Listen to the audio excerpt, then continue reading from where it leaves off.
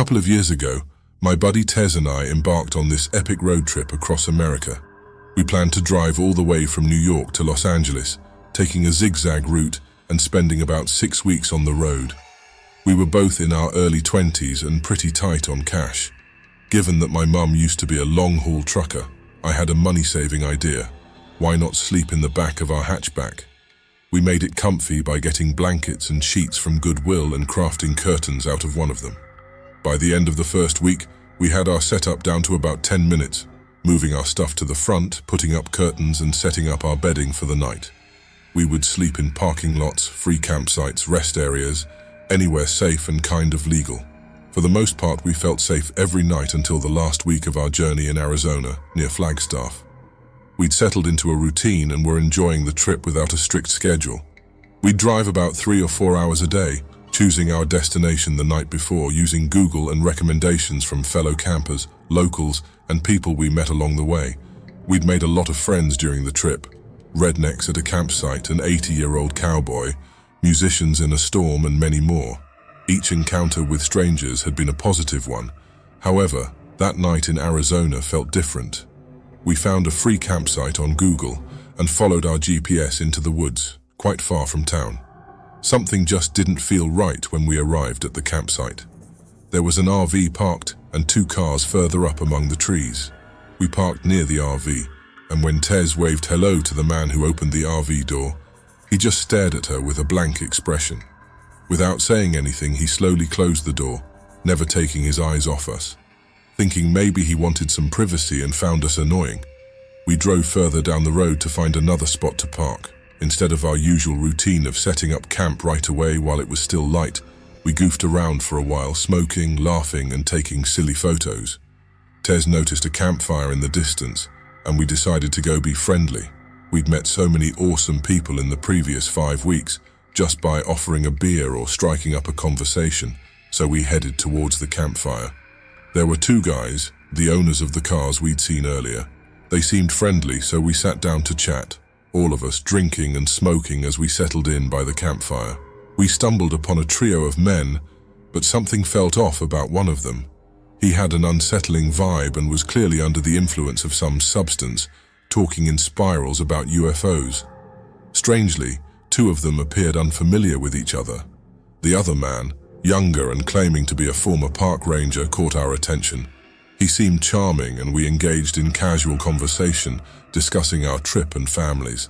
As the night deepened, he recounted an encounter with a bear he'd had earlier. To prove his tale, he displayed photos of the bear, sending a shiver down our spines as we realized its proximity to our campsite.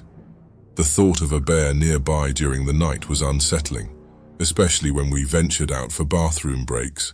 However, the ranger's demeanor shifted suddenly, his expression turning cold.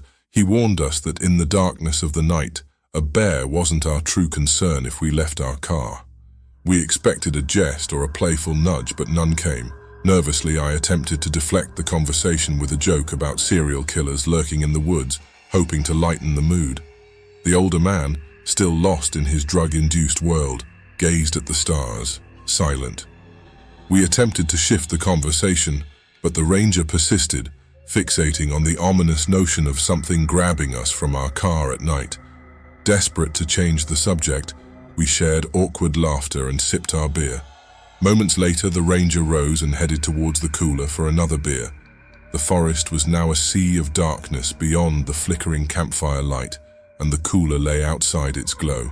Suddenly, a red dot pierced the darkness emanating from the camera the ranger held. He had taken a photo of us, catching us off guard. This wasn't a friendly gesture for a photograph as we had expected. My friend Tez, with her striking looks resembling a young Megan Fox, and I were perplexed. We hadn't consented to this impromptu photo shoot. Our bewilderment grew as the ranger continued, taking another picture, this time with a blinding flash. He said nothing, offering no explanation or apology.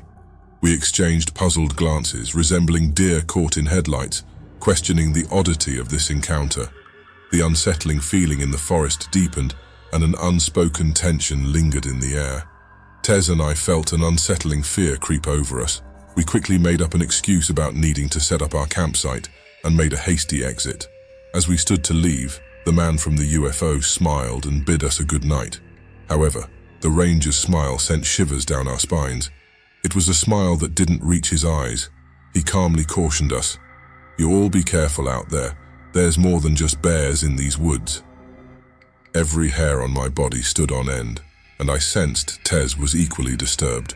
She nervously laughed and pulled me away from the campfire towards our car. In the darkness, we located our car by referencing the nearby RV. We hastily jumped into the front seats. Tez was on the edge of panic, her breathing erratic. "Why did he take a picture of us?" she stammered. I was trembling, my mind racing. "I've read that serial killers sometimes take pictures of their victims," I replied. Tez's eyes widened in terror. "Do you think he took victim photos of us?" We were both petrified. I urgently told her to turn off the headlights. He now knew exactly where our car was. For some reason, that was the only night we hadn't set up camp.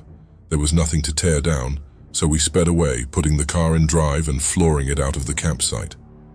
We sped down the dirt road, fear gripping us as we glanced back. The ranger was walking towards our car with that same cold, unsettling expression.